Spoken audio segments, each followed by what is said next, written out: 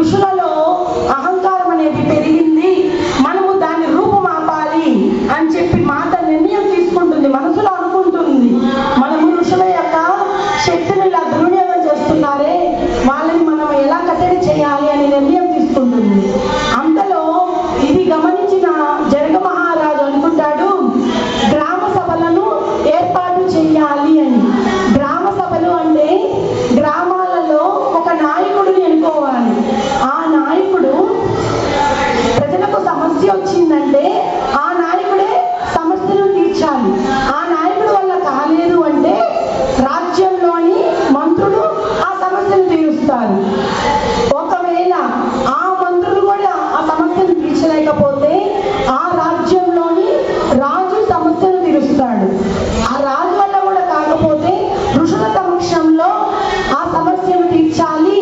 మనము ఇలాంటి పద్ధతిని ఒకటి తీసుకురావాలి అని జనక మహారాజు సీతమ్మతో చెప్తాడు. అది విన్న సీతామాత చాలా సంతోషిస్తుంది. ఎందుకంటే నిజమే కదా, ఋషులు దుర్వినియోగం చేస్తున్నారు, వాళ్ళకున్న శక్తిని దుర్వినియోగం చేస్తున్నారు. దాన్ని మనం రూపుమాపాలి అంటే ఈ గ్రామ సభలను ఏర్పాటు చేయాలి నాన్న, మీ నిర్ణయం చాలా అద్భుతము అని చెప్తుంది. చెప్పగానే జనక మహారాజు మాటతో చెప్తాడు, అమ్మా ఈ యొక్క పద్ధతి ఋషుల సమక్షంలో తీసుకోవాలి, మనము ఋషులందరినీ ఒక చోటకు తీసుకొద్దాము అని చెప్పి సమావేశం అవుతారు. సమావేశమైనాక జనక మహారాజు చెప్తాడు, ఈ రాజ్యంలో ఇలా ఋషులలో కూడా అసలు వాళ్ళలో కూడా కోపద్వేషాలు పెరిగిపోయి ఎలా అంటే అలా శాపాలు పెడుతున్నారు. ఇలా జరగకూడదు అంటే గ్రామ సభలను ఏర్పాటు చేయాలి. ఇలా చేయాలి అంటే సీతామాతకు కూడా ఇష్టమే, మీరు దానికి అనుమతి ఇవ్వండి అని జనక మహారాజు ఋషులను అడుగుతాడు. అడిగితే ఆ మాటలకు ఫస్ట్ ఋషులకు నచ్చదు, మంత్రులకు నచ్చదు. ఎందుకంటే ప్రజలు అజ్ఞానులు, వాళ్ళకి ఏమీ తెలియదు. వాళ్ళకి సమస్య వచ్చింది అంటే ఆ సమస్యను తీర్చుకోగల శక్తి సామర్థ్యాలు ప్రజలలో లేవు, ఇది మంచి పద్ధతి కాదు అని అక్కడున్న ఋషులు వీళ్ళు మంత్రులు చెప్తారన్నమాట. అప్పుడు సీతామాత చెప్తుంది, ఎవరు అజ్ఞానులు ఇక్కడ? ప్రజలు అజ్ఞానులు అనుకుంటున్నారా మీరు?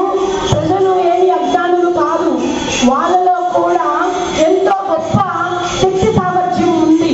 వాళ్ళందరూ కూడా చాలా వివేకవంతులు, వాళ్ళలో కూడా చదువు నేర్చుకోవాలి అనే తపన వాళ్ళలో మనం తీసుకురావాలి. ఎప్పుడైతే ప్రజలు చదువుకుంటారో వాళ్ళ సమస్యను తీర్చుకోగల శక్తి సామర్థ్యము ఈ ప్రజలకు ఉంది. మనము ప్రజలు చదువుకునేటట్టు, కుటుంబంలో కూడా పిల్లలు చదువుకునేటట్లు ఏర్పాట్లు చేద్దాము. ఈ ఋషులు శాపాలు పెట్టే విధానాన్ని తగ్గిద్దాము, మీరు దానికి అంగీకారం తెలపండి అని చెప్పి సీతామాత ఋషివర్యులను ప్రతిమలాడుతుంది మేడం మాస్టర్స్. అప్పుడు నిజమే, ఋషులలో కూడా అజ్ఞానం పెరిగిపోయింది. మనం చూస్తున్నాము, మన రాజ్యంలో ఒక అమ్మాయిని చూస్తున్నాము, మీనాక్షి. ఆ అమ్మాయి ఎప్పుడు చూసి నా దురదృష్టమే అంటుంది. ఆ అమ్మాయికి పుట్టిన దగ్గర నుంచి తల్లి లేదు, ఆ అమ్మాయి నాన్న పనులు చూసుకోవడానికి, ఆడుకోవడానికి సోదరులు లేదు, తన పని తాను చేసుకొని ఒక్కటే ఉంటుంది. సీతామాత పుట్టిన దగ్గర నుంచి ఆనందంగా ఉంది. అయినా కానీ ఈ ఋషులు పెట్టిన శాపాలు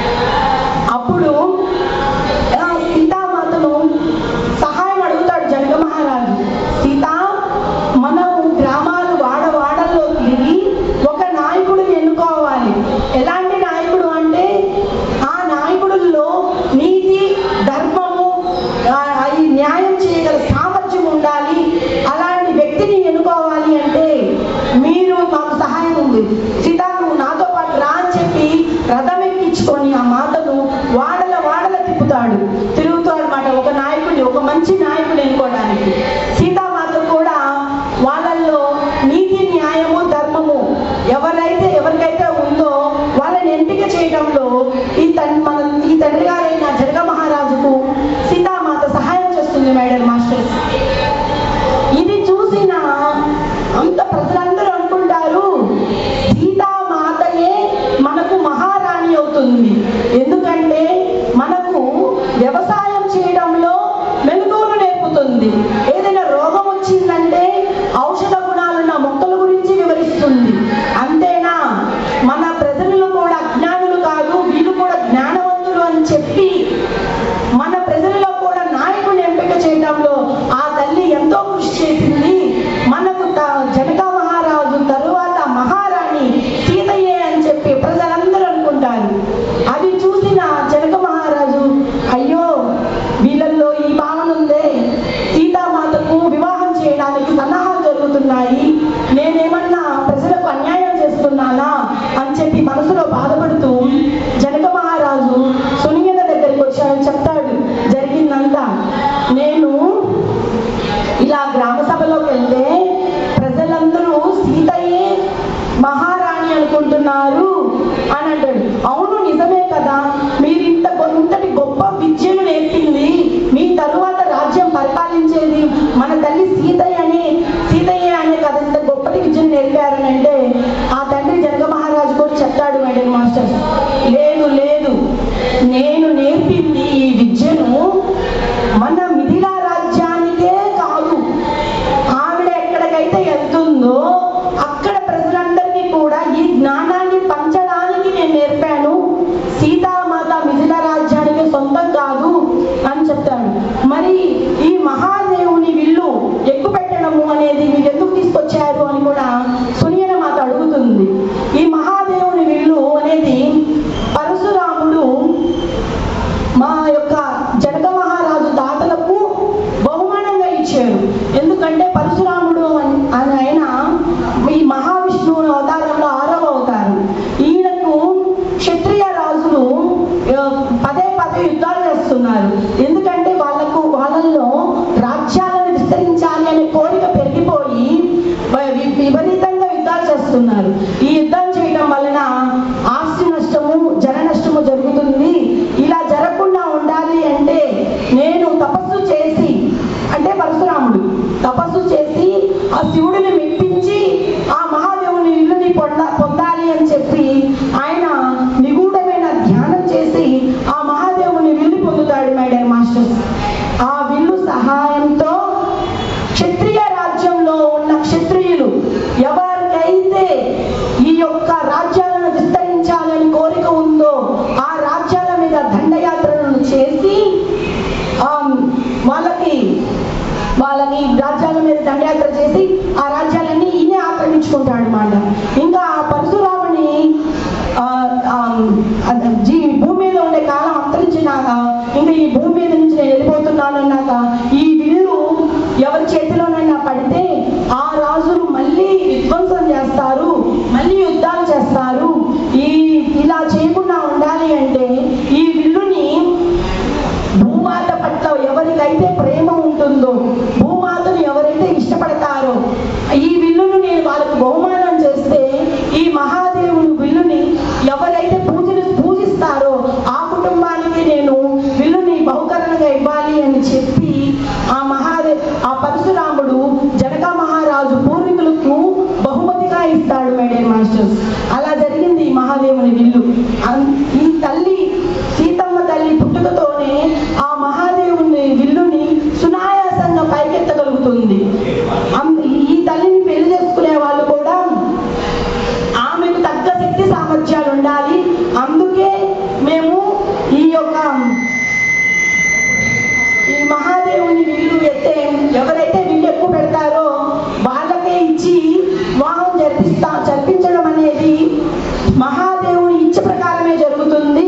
అదే కానీ నా ఇష్ట ప్రకారం జరగట్లేదు. మహాదేవుడి ఇచ్చ, ఆయన ఆజ్ఞ. ఎవరైతే మహాదేవునికి విల్లు ఎక్కువ పెడతారో వాళ్ళకే సీతనిచ్చి వివాహం జరిపించాలి అనేది మహాదేవుని ఇచ్చ అని చెప్పి సునీలకు చెప్తాడు. ఇంకా సీతామాత కూడా వివాహము పేయాలంటే ఎవరైతే విల్లు ఎక్కువ పెడతారో వాళ్ళకి వివాహం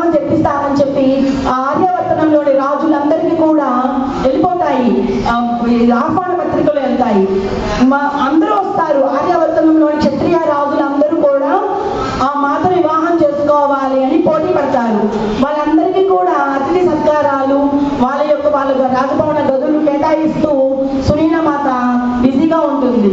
కానీ అయితే మరుసటి రోజు ఈ సీతమ్మ తల్లి వివాహము ఈ విల్లెక్కు పెట్టే పని రేపే, స్వయంవరం రేపే జరుగుతుంది అనగా ముందు రోజు ఏం చేస్తుందంటే తమ పరిచారకులైన మీనాక్షిని సోమను ప్రతిమలాడుతుంది. మనము ఇప్పుడు పొలానికి వెళ్దాము అని. ఆ మాటలు విన్న సోమ మీనాక్షి, అయ్యో మాత, రేపే కదా మీకు స్వయంవరం ప్రకటించింది, ఇప్పుడు మనము ఈ యొక్క వ్యవసాయం చేయటం ఏంటి? కాదు మనము వ్యవసాయము చేయడానికి ఇలా వెళ్తే జనక మహారాజుకి సునీన మాతకు తెలిస్తే వాళ్ళు బాధపడతారు, కాదు అంటారు. లేదు, వాళ్ళేమనుకోరు, నేనున్నాను కదా అని చెప్పి వాళ్ళని బ్రతిమిలాడి ఈ ఉష కాదు మీనాక్షిని సోమను తీసుకొని వెళ్తారన్నమాట. వ్యవసాయం దున్నడానికి అని చెప్పి, వ్యవసాయం చేయడానికని వెళ్తారు. అక్కడ సీతామాత అక్కడే ఉన్న రైతుల దగ్గరికి వెళ్ళి, ఈ కొత్త నాగలి మా నాన్నగారు ఈ మధ్య కొత్తగా కనిపెట్టారు, ఈ నాగలిని ఎంతో సునాయాసంగా భూమిలో దున్ని పంటలు పండించవచ్చు, నేను దీనిలో మెలకువలు నేర్పుతాను, నాకు అవకాశం ఇవ్వండి అని చెప్పి బ్రతిమలాడుతుంది. కానీ ప్రజలకు కూడా తెలుసు ఏంటంటే రేపు సీతామాత స్వయంవరం పెట్టుకొని మాత ఇలా నాగలి పట్టుకొని వ్యవసాయం చేయడం ఏంటి, మాత వద్దమ్మా అని చెప్పి బ్రతిమలాడుతారు. లేదు నేను వ్యవసాయం చేస్తాను, నాకు అవకాశం ఏంటని చెప్పి అక్కడున్న రైతులను కూడా బ్రతిమలాడి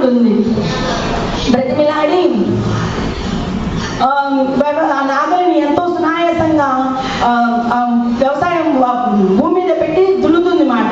మాటకు ఏమన్నా అవసరం ఉంటుందోమోనని గబా పరిగెత్తుకుంటా పరిచారకులు వెళ్తారు. మీనాక్షి సోమ, మాత మా అవసరం ఏమన్నా ఉందా అంటే, లేదు మీ అవసరం ఏమీ లేదు, మేము నాకు చాలా తేలికగా ఉంది నాగలిని దున్నటం అనేది, మీరు అలా ఏమి అనుకోవద్దు, నేను ఒక్కదానే పొలం దున్నుతానని చెప్పి సీతామాత ఒక్కటే పొలం దున్నుతుంటుంది. అటువైపే వస్తున్నారు మాట ఎవరు? శ్రీరామ లక్ష్మణులు. ఎందుకంటే మహాదేవుని విల్లు చూడటానికి అటువైపు వస్తున్నప్పుడు గుర్రాలకు దాహంగా ఉండి నీళ్లు తాగించుతామని అక్కడే ఆగుతారు. అక్కడ ఉన్న రైతుల్ని అడుగుతారు, మా గుర్రాలు దాహంగా ఉన్నాయి, గుర్రాలకి మీరు నీళ్లు తెచ్చే మార్గం ఇవ్వండి అంటే తెచ్చిద్దామని చెప్పి అక్కడే ఉన్న రైతు వెళ్తాడనమాట నీళ్లు తేవడానికి. అప్పుడు రాముల వారు చూస్తాడు ఏంటంటే సీతామాత ఎంతో సునాయాసంగా నాగలిని పట్టుకొని పొలం దున్నుతుంటుంది. అరే ఇదేంటి, ఒక స్త్రీ ఇలా పొలం దున్నటం ఏంటి, ఆ స్త్రీ ఎవరు అని చెప్పి ఆ గుర్రాల కోసం నీటిని తీసుకొచ్చారు కదా ఆ రైతును అడుగుతాడు. అడిగితే చెప్తారన్నమాట, ఆవిడ ఎవరో కాదు, మా మహారాణి సీతయ్య అని చెప్తారు. అరే మహారాణి అయ్యుండి ఇలా పొలం దున్నుతుందా? మా రాజ్యంలో, అయోధ్య రాజ్యంలో కూడా మా మాతలు కైకేయి, సుమిత్ర, కౌసల్యాలు కూడా రాజ్యంలోనే ఉంటారు. వాళ్ళు రాజ్యంలో ఉండి పూజలు హోమాలు చేసి మా ప్రజలందరూ సుఖ సంతోషాలతో ఉండాలని ఆ మహాదేవుణ్ణి వేడుకుంటారు. కానీ ఇక్కడ భిన్నంగా ఉంది. ఎలా అంటే ఒక మహారాణి అయ్యుండి ఆవిడ పొలం దున్నుతుందా అని చెప్పి ఆశ్చర్యంగా చూస్తాడు. అప్పుడు అక్కడున్న రైతు చెప్తాడు, మాతకు భూమాత అంటే చాలా ఇష్టము అని కూడా. అసలు ఒక స్త్రీ నాగలిని ఎలా పట్టుకొని దున్నుతుందని చెప్పి రాముల వారు తదేకంగా ఆ సీతామాత వైపే చూస్తుంటే సీతామాత పొలమంతా దున్ని ఆ భూమాతకు చెప్తుంది, అమ్మా నువ్వు ఈ శరీరము దృఢంగా ఉండాలి అంటే, ఈ శరీరము ఆరోగ్యంగా ఉండాలంటే మంచికి పోషక విలువలు ఉన్న ఆహార ధాన్యాలను నువ్వు పండించు. ఈ యొక్క రైతుకి బాగా ధనధాన్యాలతో కొరగాలి అని చెప్పి కోరిక కోరుతూ ఆ యొక్క మట్టిని తీసుకొని తన బుగ్గలకు పూసుకుంటూ ఉంటుంది. అది చూసిన రాముల వారు కూడా మనసులో అనుకుంటారు, సీత ఈ రాణి ఆ మట్టిని తీసుకొని బుగ్గలకు పూసుకుంటుంటే ఒక తల్లి ఒక బిడ్డని ఎలా ముద్దాడుతుందో అట్లా అనిపిస్తుంది నాకు. నిజంగా ఈ రాణి గురించి నాకు తెలియటము చాలా గొప్పది అని చెప్పి అక్కడి నుంచి వెళ్తారు మాట. ఎందుకంటే మహాదేవుని విల్లును చూడటానికి కదా వీళ్ళు వచ్చింది. ఇంకా అక్కడి నుంచి మహాదేవుని విల్లును చూడటానికని జనక మహారాజు గారిని కలవటానికని బయలుదేరతారు. ఇదంతా కూడా ఇక్కడ జరిగిందంతా కూడా ఈ పరిచారకులు, ఈ సోమ మీనాక్షి వీళ్ళు ఏం చేస్తారంటే సునీన మాతకు చెప్తారు, సీతామాత మమ్మల్ని బ్రతిమిలాడి ఆ యొక్క పొలం దున్నింది, అంతేకాదు అక్కడ పొలము దున్నటము రాకుమారులు చూశారు అని అంటుంది. అననంగానే సునీన అడుగుతుంది, అమ్మ రేపే కదా స్వయంవరము, నిన్ను చూడటానికి ఇక్కడ ఆర్యవర్తనంలో ఉన్న రాజులందరూ వచ్చారు, మరి నువ్వు ఇలా పొలం దున్నటం ఏందమ్మా, వాళ్ళు ఏమని అనుకుంటారోమో అని అంటుంది. ఆ మాటలు విన్న తన సీతామాత చెల్లెలు ఊర్మిళ, మా అమ్మ అంతేకాదు సీతామాత ఆ పొలం దున్నుతున్నది అయోధ్య రాకుమారులైన రామలక్ష్మణులు కూడా చూశారు అంటుంది. ఆ మాటలకు అయ్యో, ఒక మహారాణి అంటే రాజభవనంలో ఉండాలని ప్రతి రాజు అనుకుంటాడు, కానీ ఇక్కడ సీత పొలం దున్నింది, ఆ రాకుమారులు ఏమనుకున్నారు అని చెప్పి మనసులో మదన పడుతుంది. మై డియర్ మాస్టర్స్, మదన పడుతుంటే జనక మహారాజు అంటాడు, లేదు లేదు, సీతను వివాహం చేసుకునే వాళ్ళకి సీతామాతలో ఉన్న గొప్ప శక్తి సామర్థ్యాలు, ఆవిడకు భూమాత పట్ల ఉన్న ప్రేమ అనుభవాలు ఇవన్నీ కూడా మన సీతను ఎవరైతే చేసుకున్నారో వాళ్ళకు తెలియాలి. ఇంత మంచి కుమార్తె కలిగినందుకు మనము ఎంతో అదృష్టవంతులము, అంతేగాని వీళ్ళు ఆలోచించొద్దు సునియన అని ఆ మాతను, సునియన మాతను జనక మహారాజు నచ్చ చెప్తాడనమాట. ఇంకా స్వయంవరం మొదలయ్యింది. స్వయంవరం ఆయన జనక మహారాజు అంటాడు, నాకు తెలిసి రామలక్ష్మణులు మహాదేవుని విల్లు చూడటానికి వచ్చుంటారు, ఈ స్వయంవరానికి అయి ఉండదు, వాళ్ళు తాటక స్త్రీని చంపారు అని అంటారు. ఆ మాట వినగానే సీతామాతకు లోపల కోపం వస్తుంది. ఎందుకంటే ఒక స్త్రీని చంపటం ఏంటి, క్షత్రియ రాజులు ఎవరైనా కానీ స్త్రీల జోలు పోకూడదు, అలాంటిది రాముల వారు అయ్యుండి ఒక స్త్రీని చంపుతాడా, నాకు ఇది నచ్చలేదు అని చెప్పి సీతామాత అసలు మొక్క నల్లబోతుంది మాట. అప్పుడు జనక మహారాజు చెప్తాడు, తాటక స్త్రీ ఎలాంటిదంటే విశ్వామిత్ర ఆశ్రమంలో ఋషులు ధ్యానం చేస్తుంటే వాళ్ళని ధ్యానం చేయకుండా అడ్డుకుంటుంది, ఋషి యొక్క పిల్లలను చంపుతుంది, వాళ్ళు బిడ్డలను కోల్పోయామే అని చెప్పి బాధపడుతూ వాళ్ళ ధ్యాన సాధనలు కూడా ఆపివేశారు. అమ్మా ఈ స్త్రీని చంపటము కరెక్టే అంటుంది. అయినా కానీ సీతమ్మకు నచ్చదు. ఎందుకంటే ఒక స్త్రీని చంపేది ఏంటి, ఒక క్షత్రియ రాజు అయినా ఆ స్త్రీని చంపేది ఏంటి, ఆయన ధైర్యవంతుడే కాదనట్లేదు, అయినా స్త్రీని చంపడం నాకు నచ్చలేదు నాన్న అంటుంది. అప్పుడు రాముల వారి యొక్క విశిష్టతను చెప్తాడు. ఏంటంటే రాముల వారు మన ఈ మిథిలా రాజ్యంలో గౌతమ ఋషి, అహల్య వాళ్ళు ఎంతో గొప్ప జ్ఞానవంతులు, ఎప్పుడు నిరంతరము ధ్యాన సాధనలు చేస్తుంటారు. ఒకరోజు ఏం జరుగుతుందంటే గౌతమ ఋషి లేని సమయంలో అహల్య దగ్గరకు ఇంద్రుడు గౌతమ ఋషిగా వస్తాడు.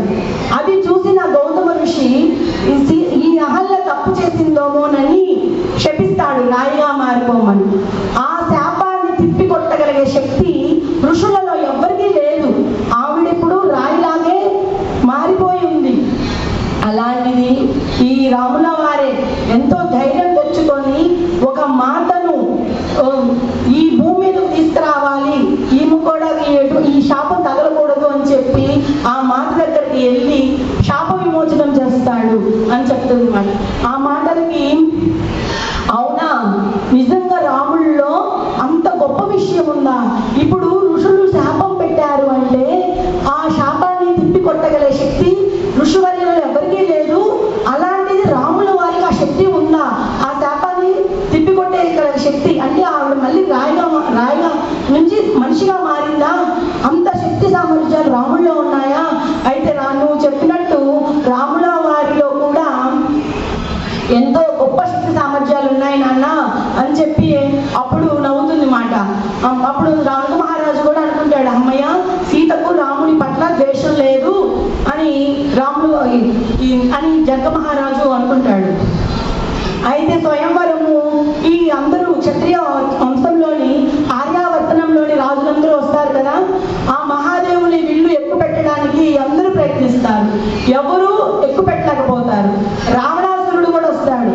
రావణాసురుడు ఒకసారి జనక మహారాజు దగ్గర, నీకెందుకు ఈ మహాదేవుని విల్లు, ఇది చిన్న రాజ్యము, నేను శివభక్తుణ్ణి, నా దగ్గర ఉండాలా ఈ మహాదేవుని విల్లు, నీకెందుకు అని చెప్పి అవహేళనగా మాట్లాడి, నువ్వు ఇయ్యకపోతే నేనే పెకిలించుకొని తీసుకెళ్తాను అని ప్రయత్నించిన ఆ ప్రయత్నం ఫలించక అదృష్టమైపోతాడు కదా.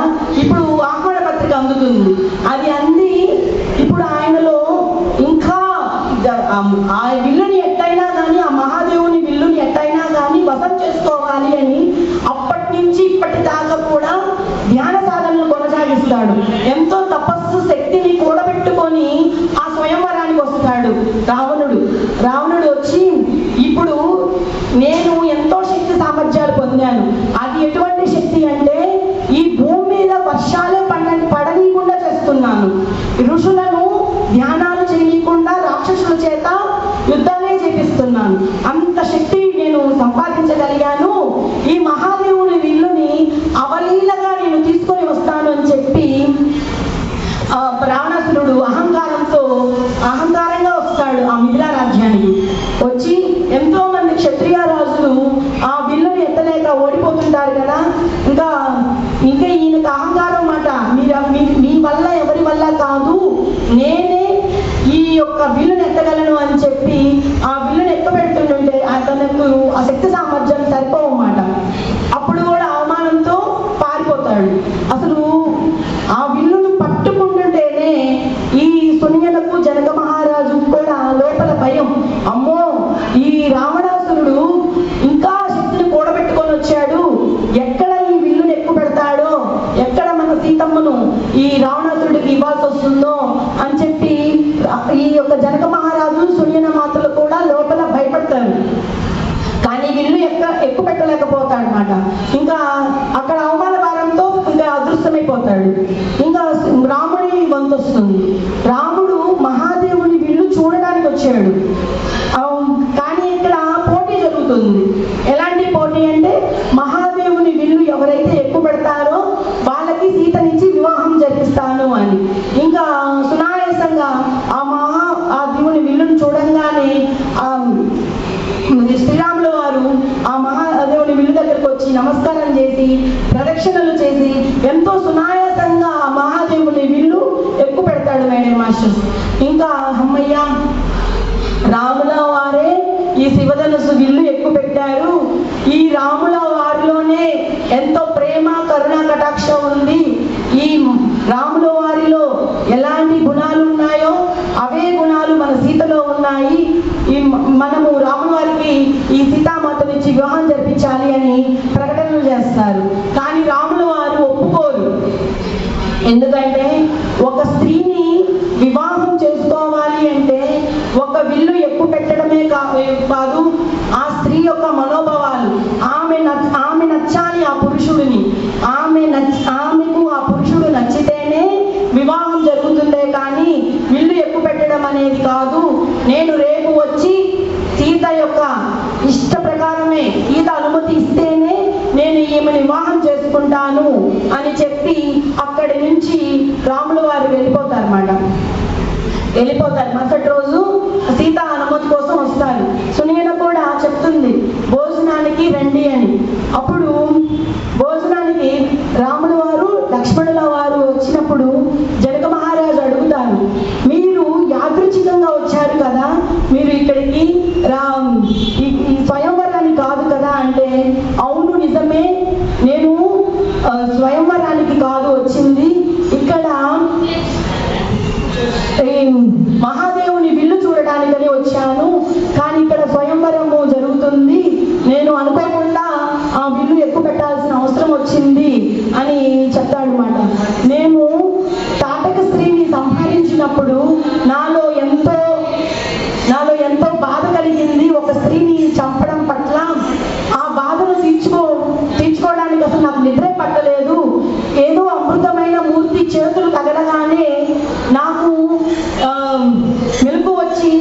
నేను ఈ యొక్క మహాదేవుని ఇల్లు చూస్తే నాకు ఈ యొక్క ఆ ప్రేమ ఇంకా ఎక్కువ అవుతుందేమోనన్న దాంట్లో వచ్చాను. ఈ మిథిలా రాజ్యానికి వస్తే నాకు ఆ భావనే కలిగింది, ఆ ప్రేమ భావనే కలిగింది. అది సీతను చూడంగానే కన్ఫామ్ అయిపోయింది. ఆ శక్తి ఎవరో కాదు, సీతయ్య అని తెలుసుకున్నాను అని జనక మహారాజుతో ఈ రాముల వారు చెప్తారన్నమాట. చెప్పంగానే రాముల వారు కూడా అడుగుతారు, నీకు నేను తాటక స్త్రీని చంపాను కదా, అది నీకు ఇష్టం లేదు, మరి నన్ను వివాహం చేసుకోవడం నీకు ఇష్టమేనా అని అడుగుతాడు. అడిగితే అప్పుడు సీతామాత చెప్తుంది, తాటక స్త్రీని చంపినప్పుడు నాకు మొదట్లో నీ మీద కోపమే వచ్చింది, కానీ నేను తెలుసుకున్నాను ఈ యొక్క ఋషులు, ఈ స్త్రీలు, ఈ పురుషులు కూడా వాళ్ళ యొక్క శక్తితో స్త్రీలుగా మారి ఈ యుద్ధాలు చేస్తున్నారు. ఎందుకంటే ఒక స్త్రీగా మారితే క్షత్రియులు ఎవరు యుద్ధం చేయరు అని వాళ్ళకున్న తపశక్తితో వీళ్ళు స్త్రీలుగా మారుతున్నారు. నేను తెలుసుకున్నాను, మీరు ఈ తాటక స్త్రీని చంపడం కరెక్టే, మీరు అలా చేయడం వల్లే ఋషి గ్రంథాలు కాపాడుకోగలుగుతున్నాము. ఆ ఋషి గ్రంథాలు ఎప్పుడైతే కాపాడుకోగలుగుతున్నామో మనము ఆ విద్యను భావితరాల్లో భవిష్యత్తులో పిల్లలకు నేర్పడానికి ఉపయోగపడుతుంది అని మన సీతమ్మ రాముల వారితో చెప్తుంది. ఈ మాటలు విన్న మీనాక్షి, అరే ఇదేంటి, ఈ రాముల వారు చూడటానికి అసలు ఎంతో నీతివంతుడు, ధైర్యవంతుడు, మంచివాడు, మంచి గుణాలు కలిగిన సుగుణాల రాజులా కనపడుతున్నాడు, కానీ స్త్రీని చంపడం ఏంటి, అది నాకు నచ్చట్లేదు. మన సీతామాత పక్షులకు, జంతువులకు బాధ కలిగితేనే పరిగెత్తుకుంటా వెళ్ళి ఆ జంతువులను ఓదారుస్తుంది, అలాంటిది ఇప్పుడు రాముల వారు స్త్రీని చంపడం ఏంటి, నాకు నచ్చట్లేదు అని నేను మనసులో అనుకుంటుంది. ఈ మాటలు విన్న సోమ, లేదు లేదు, ఇది మొదటి యుద్ధమే కాదు, ఇలాంటి యుద్ధాలు ఎన్నో జరగాలి భవిష్యత్తులో, ఆ భవిష్యత్తులో ఇలాంటి ఎన్నో యుద్ధాలు జరగాలండి. ఆ మాటలకు కూడా మీనాక్షి బాధపడుతుంది, ఇంకా ఎన్నో యుద్ధాలు జరుగుతాయా, అయితే మన సీతామాత వివాహం చేసుకున్నాక అంత రోజు ఏడుస్తూనే ఉంటుంది. ఈ రాజు క్షత్రియ రాజు, తనేమో ఇలా యుద్ధాలు చేస్తూ ఉంటే సీతామాత ఇంతమంది చనిపోయారు అని చెప్పి బాధపడుతుంటుంది, ఇది అవసరమా అని చెప్పి అంటుంది. అప్పుడు సోమ ఓదారుస్తుంది మాట, లేదు మీనాక్షి, నువ్వు తప్పుగా ఆలోచిస్తున్నావు. రాముల వారి యొక్క జీవిత లక్ష్యం ఏంటంటే, రాముల వారికి సీతామాత జీవిత లక్ష్యమే ఈ భూమండలం మీద ఎన్నో తప్పిదాలు జరుగుతున్నాయి.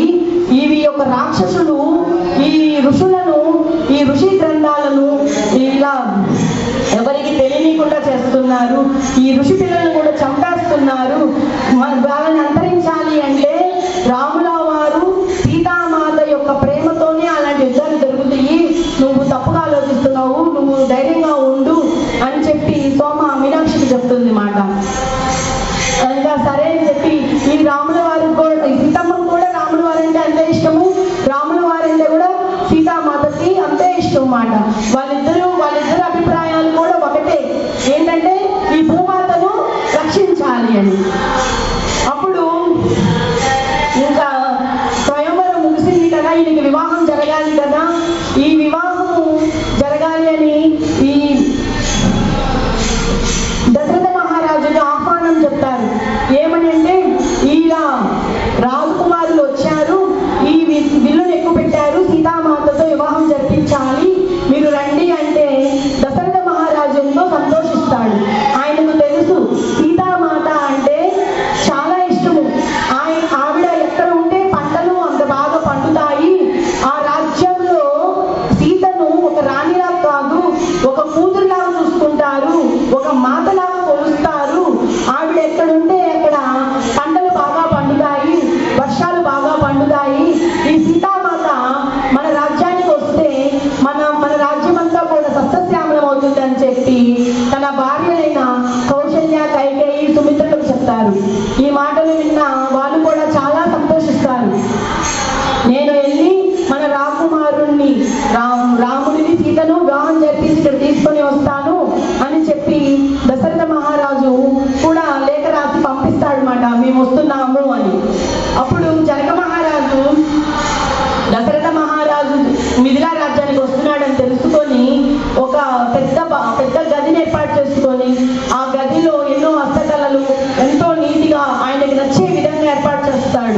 అసలు జనక మహారాజు రాజ్యం అంటేనే హస్తకళలు, పెయింటింగ్, ఈ చిత్రకళ ప్రదర్శనలు అనేవన్నీ కూడా ఈ మిథిలా రాజ్యంలోకి ఈ జనక మహారాజు తీసుకొచ్చినవే కదా. ఆ చిత్రకళ పటాలన్నీ కూడా ఈ దశరథ మహారాజు ఉన్న గదిలోకి అమరుస్తారన్నమాట. అంతే అద్భుతంగా ఈ యొక్క దశరథ మహారాజు గది తయారు చేస్తారు. అప్పుడు ఇంకా సన్నాహాలు జరుగుతాయి అన్నమాట, సీతామాతకు రాముల వారికి కళ్యాణం చేయాలి అని. అయితే ఈ సీతామాతతో పాటు తన చెల్లెలైన ఊర్మిళ, మాండవిక, సుతకీర్తులు సీతక్క సీతక్క అని చెప్పి సీతమ్మతో పాటు తిరగటం చూస్తాడు. వాళ్ళ మధ్య ఎంతో ప్రేమానుభవాలు, వాళ్ళు ఎంతో ప్రేమగా, ఎంతో ఆనందంగా ఒకరిని విడిచి ఒకరు ఉండలేరు అన్నట్టుగా తిరుగుతుంటారు అన్నమాట. అంతేకాదు జనక మహారాజు పెంపకం అంటే ఎలా ఉంటుంది, వేద శాస్త్రాలను అభ్యసించడము, లలిత సహస్రనామాలను నేర్పడము, ఇవన్నీ కూడా భూమాత పట్ల కృతజ్ఞతా భావము, ఇవన్నీ కూడా జనక మహారాజు నేర్పుతాడు కదా. అవన్నీ కూడా దశరథ మహారాజు గమనిస్తాడు. ఇక్కడ పిల్లలు సీతయే కాదు, తన చెల్లెలైన మాండవిక, ఊర్మిళ, సుతకీర్తి కూడా ఎంతో పద్ధతిగా పెరిగారు. వీళ్ళని కూడా తన రాజ్యంలోకి తీసుకొని వెళ్తే మా రాజ్యము సస్యశ్యామలం అవుతుంది, ఈ యొక్క అక్కా చెల్లెల మధ్యలో కూడా గొడవలు రావు, ఎంతో సస్యశ్యామలంగా మారుతుంది అని చెప్పి ఈ దశరథ మహారాజు జనక మహారాజుతో అడుగుతాడు. నాకు రాముడికి సీతయే కాదు, లక్ష్మణుడికి ఊర్మిళను, భరతుడికి మాండవిని, శత్రుఘ్నుడికి సుతకీర్తిని ఇచ్చి వివాహం జరిపించండి. మా యొక్క రాజ్యము మీ యొక్క కుమార్తెల రాకతో సస్యశ్యామలం అవుతుంది అని కోరుతాడనమాట. కోరంగానే జనక మహారాజు ఆనందంతో, అంతకంటే అదృష్టమా, ఇది మా యొక్క అదృష్టము, మా పిల్లల్ని మీ రాజ్యంలోకి పంపిస్తాము, వివాహం జరిపిస్తాము అని చెప్పి మాట ఇస్తారు. అయితే ఇక్కడ సునియనకు లోపల భయం మొదలవుతుంది. ఎందుకంటే అయోధ్య రాజ్యం అనేది చాలా పెద్ద రాజ్యము. ఆ రాజ్యంలోని ప్రజలు వివాహం చూడడానికి వస్తే మన రాజ్యంలోకి ఎలా సరిపోతారు, మన రాజ్యం చాలా చిన్న రాజ్యము, వాళ్లకు భోజన వసతి సదుపాయాలు ఎలా కల్పించాలి, మనకు సమయం చాలా తక్కువగా ఉంది అని సునియన బాధపడుతుంటుంది. మేడం మాస్టర్స్ బాధపడుతుంటే జనక మహారాజ్ చెప్తారు, అసలు నువ్వేమనుకుంటున్నావు, సీత అంటే మన రాజ్యంలోని ప్రతి కుటుంబంలో వాళ్ళకి కూతురు లాంటిది. మన అమ్మాయికి పెళ్ళవుతుందంటే వాళ్ళ కుటుంబంలో వాళ్ళ కూతురికి పెళ్ళవుతున్నట్లుగా భావిస్తారు, చూస్తూ ఉండు అని చెప్పగానే నిజంగానే సీతామాతకు వివాహం జరుగుతుంది అని అక్కడ ఉన్న మిథిలా రాజ్యంలో ఉన్న ప్రజలందరూ జనక మహారాజు దగ్గరికి వస్తారు. వచ్చి చెప్తారు ఏమనంటే, రాజా, ఇక్కడ మన రాజ్యం చిన్నదైనప్పటికీ అయోధ్య రాజ్యంలోని ప్రజలేంటి, ప్రపంచంలోని ప్రజలందరూ కూడా ఈ వివాహాన్ని చూడటానికి వస్తే మా ఇళ్లను మేము ఖాళీ చేసేస్తాము, మేము బయట కొనుక్కొని వాళ్ళకి అతిథి సత్కారాలు ఇస్తాము, మా సీతమ్మాత పెళ్లి అంటే మా కూతురు పెళ్లి మేము ఎంతో అద్భుతంగా చేస్తాము అని చెప్పి జనక మహారాజుకి మాట ఇస్తారు. అప్పుడు నిజంగా సునియన జనక మహారాజు కూడా ఇంతకంటే అదృష్టమా, మాత పెళ్లి అంటే వాళ్ళ కుటుంబంలో కూతురు పెళ్లి అనుకుంటున్నారు, నిజంగా సీత ఎంతో అదృష్టవంతురాలు అని చెప్పి సునియన కూడా ఆనందపడుతుంది. ఇంకా ఎంతో మంది ప్రజలు వస్తుంటారు అన్నమాట. వస్తుంటే వాళ్ళు ఖాళీ చేసి వాళ్ళని ఇళ్లలో పనుకోబెట్టి వీళ్ళు బయట ఉంటారు. అంతేకాదు వాళ్ళు మన మాత పెళ్లి అని చెప్పి ఫస్ట్ పెళ్లి అంటే పసుపు కొమ్ములు కొడతారు కదా, ఆ పసుపు కొమ్ములు కట్టేటప్పుడు కూడా ఎంతో మధురంగా పాటలు పాడుతూ మన సీతామాత కళ్యాణము లోక కళ్యాణం అన్నట్లుగా ఉదయం మొదలు పెట్టి సాయంత్రం దాకా అలుపు సొలుపు లేకుండా ఎంతో నిష్ఠతో కొడుతుంటారు అన్నమాట. మా మాత పెళ్లి అని చెప్పి పాటలు పాడుతూ అది చూసిన సునియన ఎంతో ఆనందంతో, నిజంగా ప్రజలు మన బిడ్డని ఇంతగా ప్రేమిస్తున్నారా, ఎంత ఆనందదాయకము ఈ దృశ్యము అని చెప్పి సీతామాత కూడా ఆనందపడుతుంది.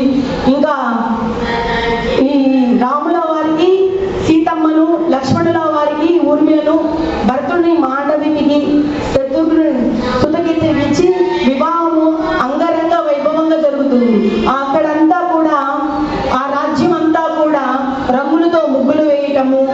కోలాటాలు ఆడటము, నాట్యాలు చేయటము. మాత పెళ్లి అంటే, సీతామాత వివాహము అంటే ఒక శక్తికి, ఒక జ్ఞానానికి వివాహము, ఈ లోక కళ్యాణము. సీతామాత నేర్చుకున్న జ్ఞానమంతా కూడా తన వెంట తీసుకొని ఆ అయోధ్య రాజ్యానికి పంచుతుంది. సీతామాత ఎక్కడైతే ఉంటుందో అక్కడ రాజ్యము సస్యశ్యామలమవుతుంది అని చెప్పి అక్కడికి వచ్చిన ఋషులు కూడా ఆశీర్వాదం ఇస్తారు. మై డియర్ మాస్టర్స్, ఎంతో అద్భుతంగా సీతామాత వివాహం జరుగుతుంది. ఈరోజు మనము ఆ కళ్యాణంతో ధ్యానం చేద్దాం ఈ అరగంట.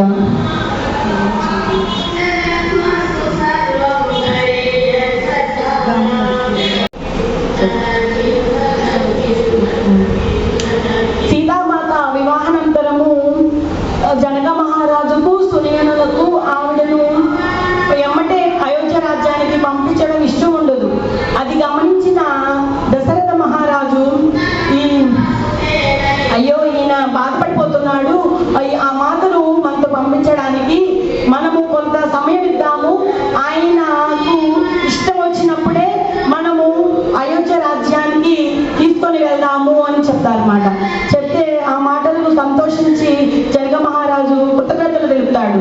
సరే, ఆ రాముల వారు కూడా అడుగుతాడు ఏమనంటే, నాకు క్షత్రియ విద్యలు తెలుసు, కానీ ఈ భూమాతను ఎలా ప్రేమించాలి, ఈ వ్యవసాయం పట్ల అనుభవం లేదు. మీరు కొత్తగా గ్రామ సభలను ఏర్పాటు చేస్తున్నారు, వాటి గురించి కూడా నాకు తెలియదు.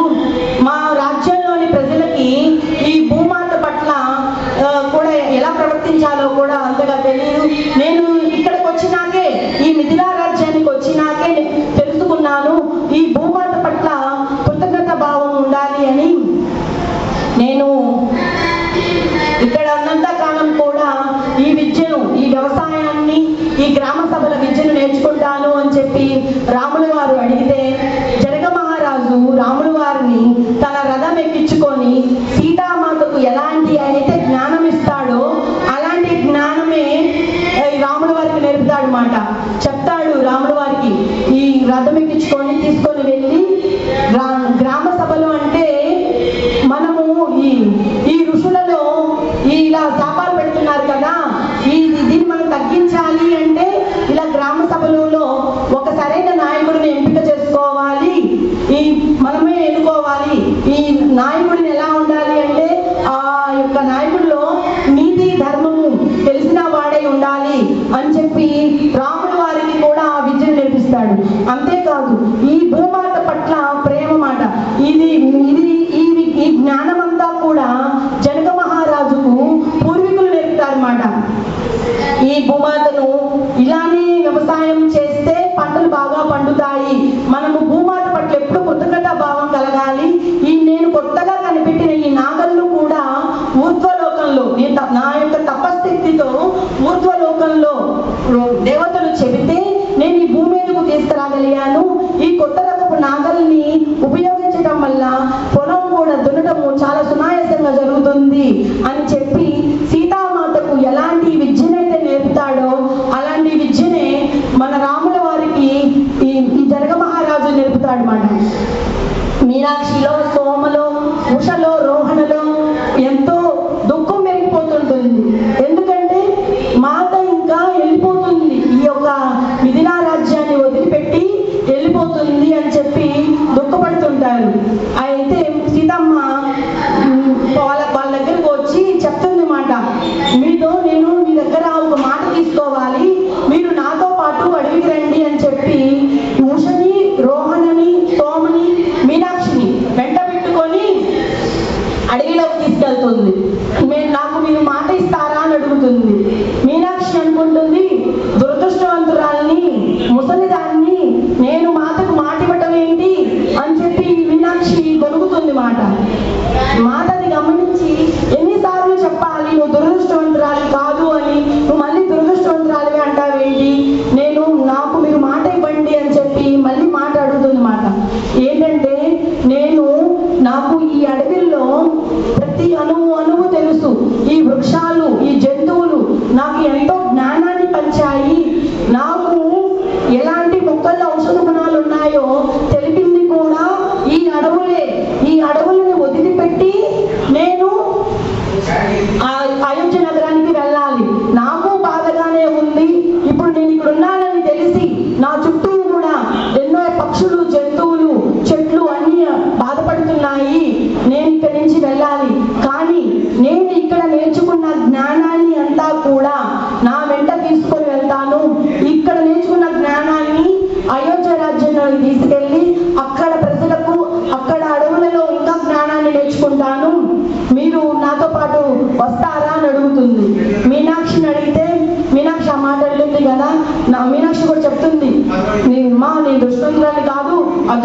అదృష్టవంతురాలనే నేను. మీరు నన్ను మీతో పాటు అయోధ్య నగరానికి తీసుకెళ్తానంటున్నారు. ఇంతకంటే అదృష్టం ఏంటమ్మా?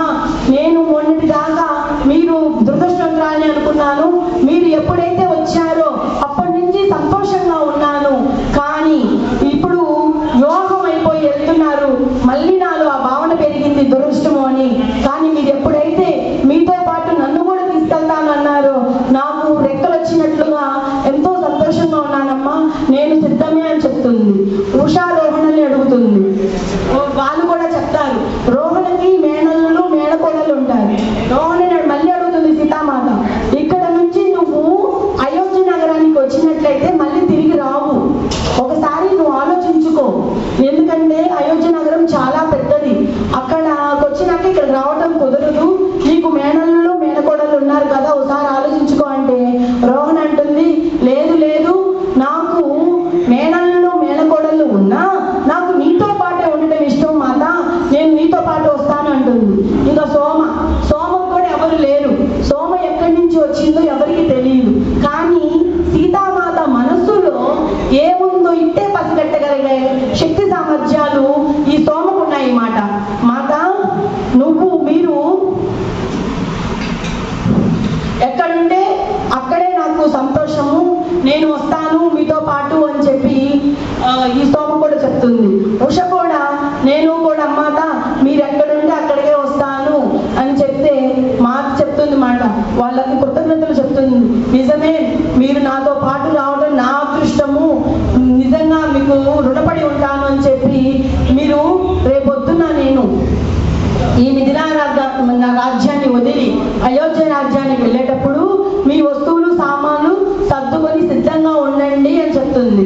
చెప్పంగానే వాళ్ళు కూడా ఎంతో అసలు వాళ్ళకి రెక్కలు వచ్చినట్లుగా అమ్మయ్య మేము కూడా మాతతో పాటు అయోధ్య నగరానికి వెళ్తున్నామా, మేము చాలా అదృష్టవంతులము అని చెప్పి ఎంతో ఆనందంగా తమ సామాన్లు సర్దుకొని సిద్ధంగా ఉంటారు మై డియర్ మాస్టర్స్. అక్కడ సిద్ధంగా ఉండి ఎప్పుడెప్పుడు అయోధ్య నగరానికి వెళ్ళాలా అని ఎదురు చూస్తూ ఉంటారు. వాళ్ళల్లో దుఃఖం అనేది లేదు ఇప్పుడు, ఎందుకంటే మాతతో పాటు అయోధ్య నగరానికి వెళ్తున్నారు. ఇంకా దశరథ మహారాజు కూడా చెప్తాడు మాట, వచ్చి చాలా రోజులయ్యింది, పిల్లలకు వివాహం అయ్యి చాలా రోజులయ్యింది, ఇంకా ఎంతకాలం ఉండాలి నేను ఇక్కడే అని చెప్పి దశరథ మహారాజు మనసులో అనుకుంటుంటాడు. అది గమనించిన జనక మహారాజు సునయనతో చెప్తాడు, సునయన ఇది పద్ధతి కాదు, మనము మన పిల్లల్ని విడిచి ఉండలేక ఇక్కడే ఉంచాము, మనము త్వరలోనే ఆ సీతామాతను మన పిల్లల్ని ఊర్మిలను మాండవి సుతకీర్తులను అల్లుళ్ళను వాళ్ళ రాజ్యాలకు పంపించాలి, సిద్ధం చేయించు అని అంటారు. ఇంకా వాళ్ళు సిద్ధంగా ఉంటారు మై డియర్ మాస్టర్స్ అయోధ్య నగరానికి వెళ్ళడానికి. ఇక్కడ ఉన్నంతసేపు కూడా రాముల వారు కూడా ఈ యొక్క విద్యను నేర్చుకుంటాడు. జనక మహారాజు ఈ భూమాత పట్ల ఎంత కృతజ్ఞత భావము ఉండాలి అనేది పదే పదే చెప్తారు. ఈ గ్రామ సభలను ఏర్పాటు చేసే విద్య కూడా చాలా క్షుణ్ణంగా నేర్పుతాడు. రాముల వారు ఉన్నంతసేపు కూడా ఈ భూమాతను ఉద్ధరించే పనులను నేర్చుకోవడానికి సిద్ధంగా ఉండి అన్ని పనులు నేర్చుకుంటాడు మై డియర్ మాస్టర్. మన సీతామాత రాముల కళ్యాణము ఎంతో వైభవంగా జరిగింది. మనం ఆ వైబ్రేషన్తో మెడిటేషన్ చేద్దాము. అనే ఎపిసోడ్ మనం చక్కగా జ్ఞానం తీసుకున్నాము. ఒక జ్ఞానానికి ఒక శక్తికి వివాహం జరిగింది అనేది ఈ ఎపిసోడ్లో మనం తెలుసుకున్నాం. శక్తి అంటే ఇక్కడ మరేది కాదు, మన విశ్వం అంతా కూడా ఈ శక్తితో నిండిపోయింది. జ్ఞానం అంటే ఆ విశ్వం నుండి మనకి ఏమేమి కావాలో అనేది తెలుసుకోవాలంటే మనం ధ్యానం చేయాలి. ఈ జ్ఞానం అనేది అందాలంటే ధ్యానం చేయాలి. అందుకే మనం ఇప్పుడు అందరం కళ్ళు మూసుకొని ధ్యానం చేద్దాం, ఆ విశ్వశక్తిని గ్రహిద్దాం.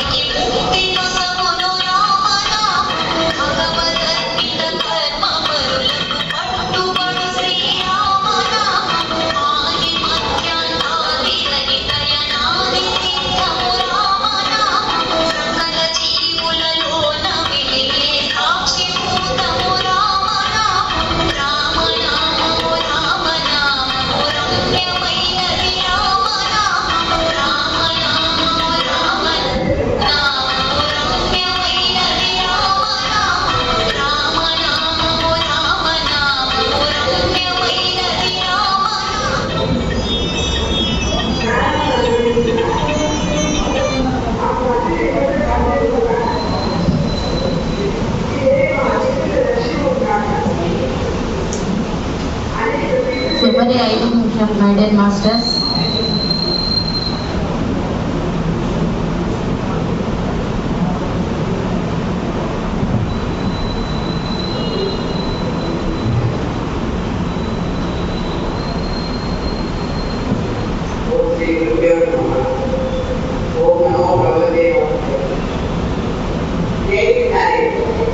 ఈరోజు సీతాయుగంలో మనం తెలుసుకున్నది, ఈరోజు మనం పొందబడిన జ్ఞానం ఏమిటంటే ఈ భూమిని ఎలా కాపాడుకోవాలి, ఈ భూమి మీదకి జీవరాశులు ఎలా వచ్చినాయి, ఈ వృక్షాలు ఎలా వచ్చినాయి, ఈ ఖనిజాలు ఎలా వచ్చినాయి, మనుష్య జాతి ఎలా వచ్చింది, వీటన్నిటిని కాపాడాలి అంటే ఒక శక్తి స్వరూపిణిగా సీతాదేవి మనకు కావాల్సినవన్నీ కూడా అందించడానికి భూమి మీదకి అవతరించింది.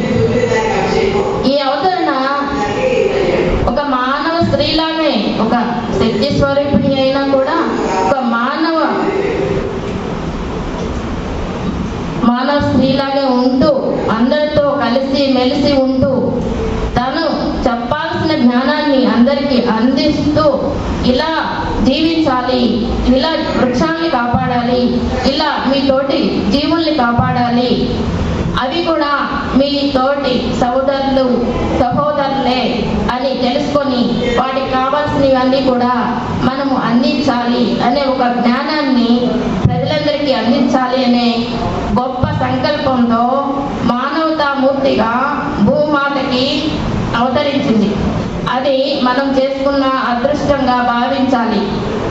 అసలు అమ్మ ఏం చెప్పాలని వచ్చిందో ఈ సీతాయనంలో పూర్తిగా ముందుకు వెళ్తే అసలు మనకి జ్ఞానాన్ని అందించాలి అని ఎందుకు అనుకున్నారో, ఈ జ్ఞానం నుండి మనం ఏం తెలుసుకోవాలి, ఎలా నడుచుకోవాలి, ఈ భూమిని ఎలా కాపాడుకోవాలి, ఈ వృక్షాలను ఎలా కాపాడుకోవాలి, ఈ జంతువుల్ని ఎలా కాపాడుకోవాలి, ఈ వృక్ష జాతిని పశు పక్షాదుల్ని కాపాడుకుంటేనే మన మనుగడ అనేది ఉంటుంది. ఇది లేనప్పుడు మానవ జాతి అంతరిస్తుంది, ఆహారం అనేది పుట్టదు, నీళ్ళు అనేవి పుట్టవు, వీటిని అంతరించే హక్కు, వీటిని తీసుకెళ్లే హక్కు, వీటికి జీవించే హక్కు నేను ఇచ్చినప్పుడు మీరెవరు వీటిని తీసుకోవటానికి అని ఆ శక్తి స్వరూపిణి వీటిని కాపాడుకోండి, జీవించండి, అవి కూడా మీతో పాటుగా జీవించే హక్కుతో వచ్చినవే, అవి మీరు గ్రహించండి అని చెప్పేసి మనకు ఒక జ్ఞానాన్ని, సందేశాన్ని సీతాయనం ద్వారా మనకి భూమాత నుండి, వృక్ష జాతి నుండి, పక్షి జాతి నుండి, జంతు జాతి నుండి, ఖనిజ జాతి నుండి కూడా ఒక సందేశాన్ని మనకి ఈ రోజున సీతామాత అందిస్తుంది. ముందు ఇంకా మహత్తరంగా రాములు వారు, సీతాదేవి మనకి ఎన్నో సందేశాలు ఇవ్వటానికి సిద్ధంగా ఉన్నారు. వాటిని అందుకోవటానికి మనము కూడా సిద్ధంగా ఉండాలని ఈ రోజు సీతారాయణం పద్మావతి మేడం గారికి ఒక్కసారి అందరూ కూడా సీతారాయణం గొప్పగా చెప్పి సీతారాముల కళ్యాణం వరకు మనల్ని తీసుకెళ్ళి ఆ కళ్యాణం చూసే అదృష్టాన్ని మనకి మానసికంగా కలగజేసిన ఈ పద్మావతి మేడం గారికి మీరు గట్టిగా చప్పట్లతో మీ యొక్క అభినందనలు తెలియజేయాలి.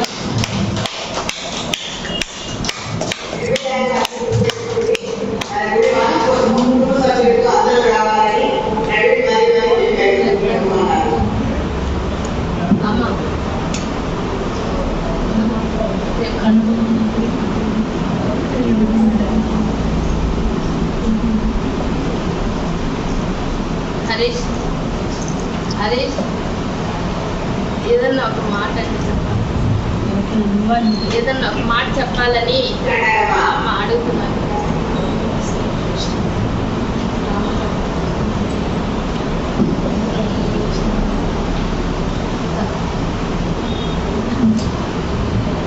ఒక్కసారి అంటారా?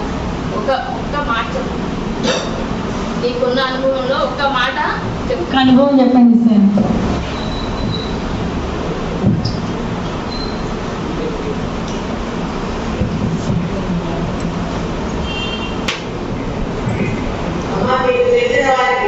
జై శ్రీరామ్.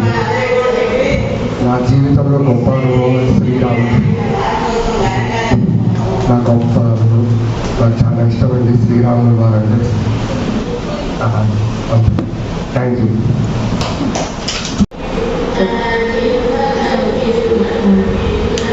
సీతామాత వివాహానంతరము జనక మహారాజుకు సునయనులకు ఆవిడను ఎమ్మటే అయోధ్య రాజ్యానికి పంపించడం ఇష్టం ఉండదు. అది గమనించిన దశరథ మహారాజు అయ్యో ఈయన బాధపడిపోతున్నాడు, ఆ మాతను మనతో పంపించడానికి మనము కొంత సమయం ఇద్దాము, ఆయనకు ఇష్టం వచ్చినప్పుడే మనము అయోధ్య రాజ్యానికి తీసుకొని వెళ్దాము అని చెప్తారన్నమాట. చెప్తే ఆ మాటలకు సంతోషించి జనక మహారాజు కృతజ్ఞతలు తెలుపుతాడు. సరే, ఆ రాముల వారు కూడా అడుగుతాడు ఏమనంటే, నాకు క్షత్రియ విద్యలు తెలుసు,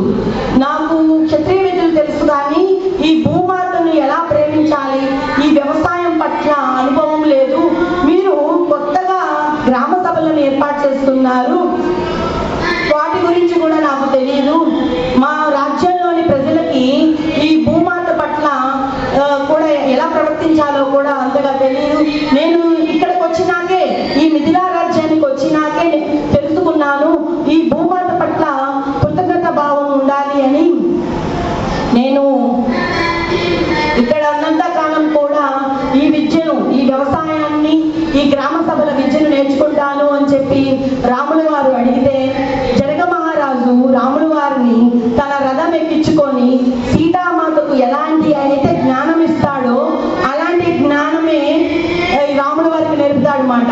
చెప్తాడు రాముల వారికి, ఈ రథం ఎక్కించుకొని తీసుకొని వెళ్ళి గ్రామ సభలు అంటే మనము ఈ ఋషులలో ఇలా శాపాలు పెడుతున్నారు కదా, దీన్ని మనం తగ్గించాలి అంటే ఇలా గ్రామ సభలలో ఒక సరైన నాయకుడిని ఎంపిక చేసుకోవాలి, మనమే ఎన్నుకోవాలి. ఈ నాయకుడిని ఎలా ఉండాలి అంటే ఆ యొక్క నాయకుడిలో నీతి ధర్మము తెలిసిన వాడై ఉండాలి అని చెప్పి రాముల వారికి కూడా ఆ విద్యను నేర్పిస్తాడు. అంతేకాదు ఈ భూమాత పట్ల ప్రేమ మాట, ఈ జ్ఞానమంతా కూడా జనక మహారాజుకు పూర్వీకులు నేర్పుతారన్నమాట. ఈ భూమాతను ఇలానే వ్యవసాయం చేస్తే పంటలు బాగా పండుతాయి, మనము భూమాత పట్ల ఎప్పుడు కృతజ్ఞత భావం కలగాలి, నేను కొత్తగా కనిపెట్టిన ఈ నాగళ్ళు కూడా ఊర్ధ్వలోకంలో, నా యొక్క తపస్థితితో ఊర్ధ్వలోకంలో దేవతలు చెబితే నేను ఈ భూమి మీదకు తీసుకురాగలిగాను, ఈ కొత్త రకపు నాగల్ని ఉపయోగించడం వల్ల పొలం కూడా దున్నటము చాలా సునాయాసంగా జరుగుతుంది అని చెప్పి సీతామాతకు ఎలాంటి విద్యనైతే నేర్పుతాడో అలాంటి విద్యనే మన రాముల వారికి ఈ జనక మహారాజు నేర్పుతాడు అన్నమాట. మీనాక్షిలో, సోమలో, ఉషలో, రోహణలో ఎంతో దుఃఖం పెరిగిపోతుంటుంది.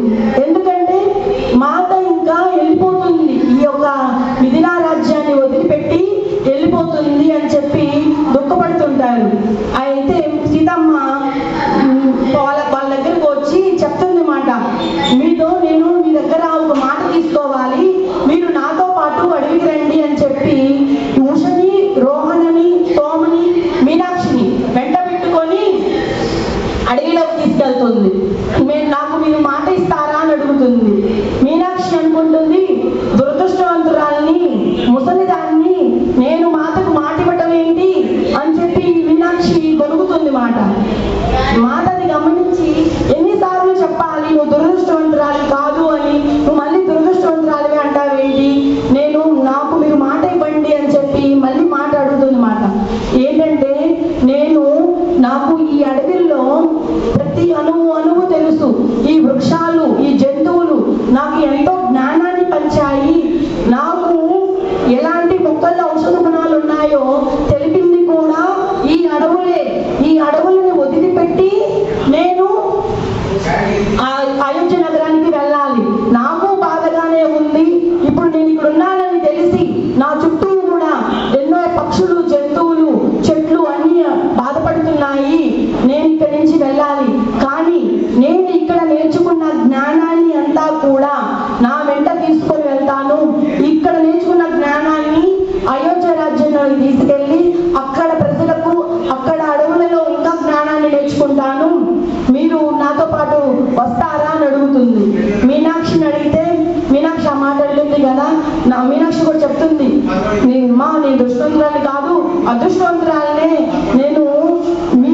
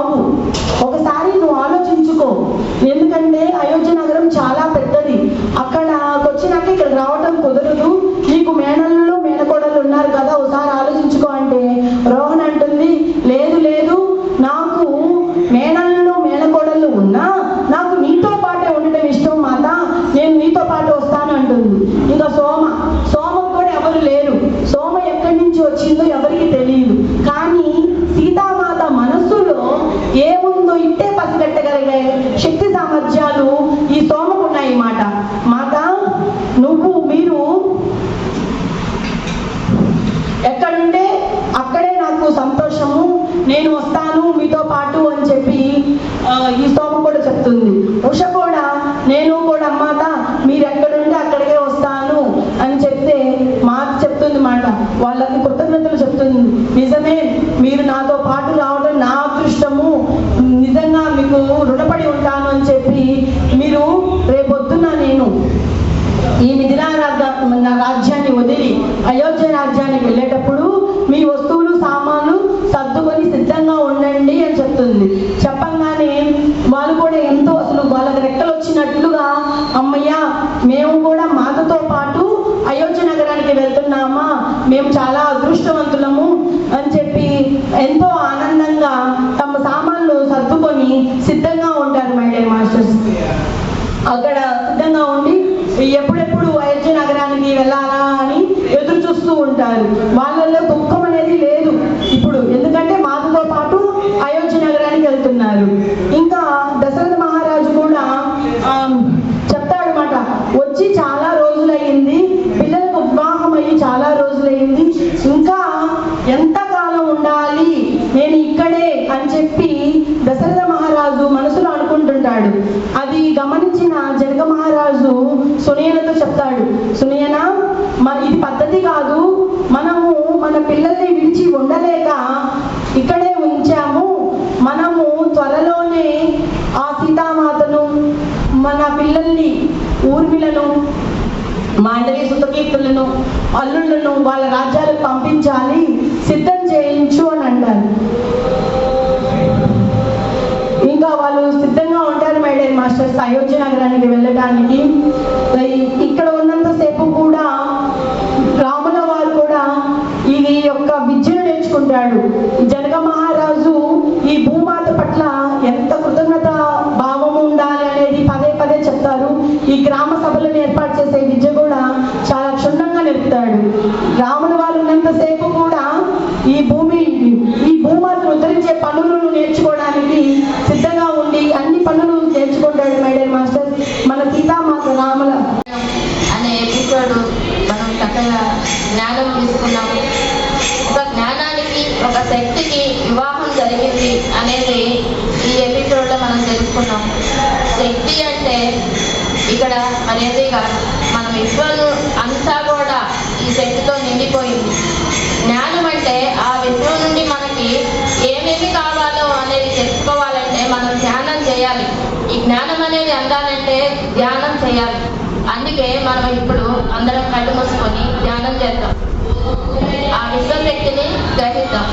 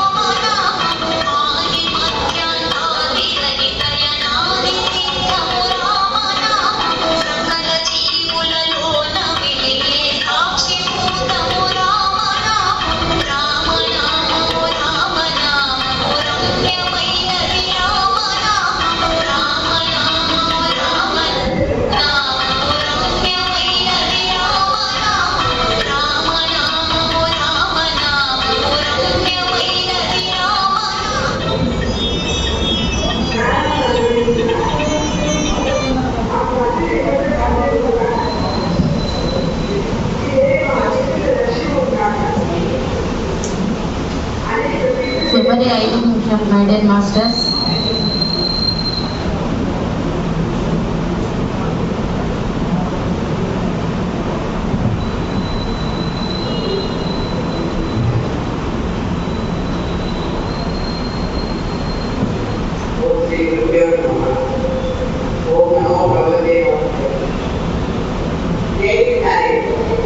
ఈరోజు శ్రీకాళంలో మనం తెలుసుకున్నది, ఈరోజు మనం అందబడిన జ్ఞానం ఏమిటంటే ఈ భూమిని ఎలా కాపాడుకోవాలి, ఈ భూమి మీదకి జీవరాశులు ఎలా వచ్చినాయి, ఈ వృక్షాలు ఎలా వచ్చినాయి, ఈ ఖనిజాలు ఎలా వచ్చినాయి, మనుష్య జాతి ఎలా వచ్చింది, వీటన్నిటిని కాపాడాలి అంటే ఒక శక్తి స్వరూపిణిగా సీతాదేవి మనకు కావాల్సినవన్నీ కూడా అందించడానికి భూమి మీదకి అవతరించింది. ఈ అవతరణ ఒక మానవ స్త్రీలాగే, ఒక శక్తి స్వరూపిణి అయినా కూడా ఒక మానవ స్త్రీలాగే ఉంటూ అందరితో కలిసి మెలిసి ఉంటూ తను చెప్పాల్సిన జ్ఞానాన్ని అందరికీ అందిస్తూ ఇలా జీవించాలి, ఇలా వృక్షాన్ని కాపాడాలి, ఇలా మీ తోటి జీవుల్ని కాపాడాలి, అవి కూడా మీ తోటి సహోదరులే అని తెలుసుకొని వాటికి కావాల్సినవన్నీ కూడా మనము అందించాలి అనే ఒక జ్ఞానాన్ని ప్రజలందరికీ అందించాలి అనే గొప్ప సంకల్పంతో మానవతామూర్తిగా భూమాతకి అవతరించింది. అది మనం చేసుకున్న అదృష్టంగా భావించాలి. అసలు అమ్మ ఏం చెప్పాలని వచ్చిందో ఈ శతాయనంలో పూర్తిగా ముందుకు వెళ్తే అసలు మనకి జ్ఞానాన్ని అందించాలి అని ఎందుకు అనుకున్నారో, ఈ జ్ఞానం నుండి మనం ఏం తెలుసుకోవాలి, ఎలా నడుచుకోవాలి, ఈ భూమిని ఎలా కాపాడుకోవాలి, ఈ వృక్షాలను ఎలా కాపాడుకోవాలి, ఈ జంతువుల్ని ఎలా కాపాడుకోవాలి, ఈ వృక్ష జాతిని పశు పక్షాదుల్ని కాపాడుకుంటేనే మన మనుగడ అనేది ఉంటుంది. ఇది లేనప్పుడు మానవ జాతి అంతరిస్తుంది, ఆహారం అనేది పుట్టదు, నీళ్ళు అనేవి పుట్టవు. వీటిని అంతరించే హక్కు, వీటిని తీసుకెళ్లే హక్కు, వీటికి జీవించే హక్కు నేను ఇచ్చినప్పుడు మీరెవరు వీటిని తీసుకోవటానికి అని ఆ శక్తి స్వరూపిణి వీటిని కాపాడుకోండి, జీవించండి, అవి కూడా మీతో పాటుగా జీవించే హక్కుతో వచ్చినవే, అవి మీరు గ్రహించండి అని చెప్పేసి మనకు ఒక జ్ఞానాన్ని, సందేశాన్ని సీతాయనం ద్వారా మనకి భూమాత నుండి, వృక్ష జాతి నుండి, పక్షి జాతి నుండి, జంతు జాతి నుండి, ఖనిజ జాతి నుండి కూడా ఒక సందేశాన్ని మనకి ఈ రోజున సీతామాత అందిస్తుంది. ముందు ఇంకా మహత్తరంగా రాములు వారు, సీతాదేవి మనకి ఎన్నో సందేశాలు ఇవ్వటానికి సిద్ధంగా ఉన్నారు. వాటిని అందుకోవటానికి మనము కూడా సిద్ధంగా ఉండాలని ఈ రోజు సీతారాయణ పద్మావతి మేడం గారికి ఒక్కసారి అందరూ కూడా సీతారాయణ గొప్పగా చెప్పి సీతారాముల కళ్యాణం వరకు మనల్ని తీసుకెళ్ళి ఆ కళ్యాణం చూసే అదృష్టాన్ని మనకి మానసికంగా కలగజేసిన ఈ పద్మావతి మేడం గారికి మీరు గట్టిగా చప్పట్లతో మీ యొక్క అభినందన తెలియజేయాలి.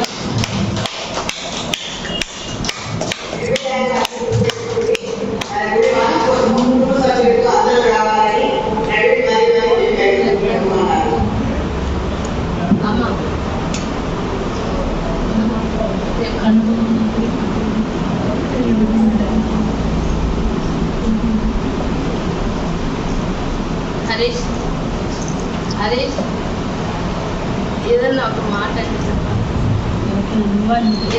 మాట చెప్పాలని అమ్మ అడుగుతున్నాను.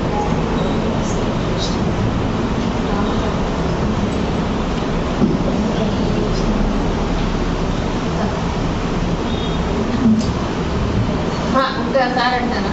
ఒక్క మాట చెప్పు, నీకున్న అనుభవంలో ఒక్క మాట చెప్పు. అనుభవం చెప్పండి సార్.